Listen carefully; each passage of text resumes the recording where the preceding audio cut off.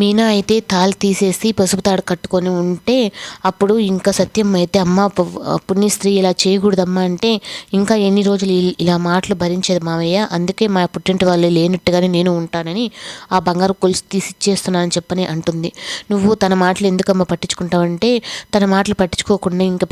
నేను ఇంటికి వచ్చినప్పటి నుంచి పడుతూనే ఉన్నాను, ఇంకా నా పుట్టింటి వాళ్ళనే అని మా నాన్నని సంస్కారం లేని వాడిగా అని మాట్లాడుతూ ఉంటే ఇంకెన్ని రోజులు నేను భరించాలని చెప్పని అంటుంది. ఇంకా బాలు కూడా అయితే మీనా బాధను చూసి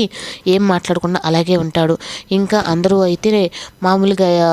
ఉదయం అయిపోయిన తర్వాత అయితే ఇంకా మనోజ్ అయితే నాకు వేడి నీళ్ళు పెట్టు అని చెప్పని ప్రభావతితో అంటే నా కొడుకు కూడా వేడి నీళ్ళు పెట్టంటే అప్పుడు ఇంకా బాలు అయితే ఇదంతా నేను చూస్తున్నాను, అసలు మీనా ఎందుకు చేయాలి ఇవి పనులు అని చెప్పంటే ఇంటి కోడలు కాబట్టి కదా అంటే ఈ ఇంటి కోడలు అంటే అందరికీ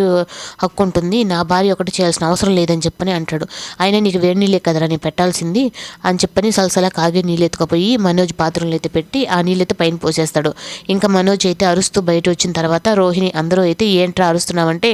అవును వాడు అరిసేదానికి కారణం నేను వేడి నీళ్ళు పోయమన్నారు కదా అందుకే వాడి మీదే పోసానని చెప్పనని ప్రభావతికి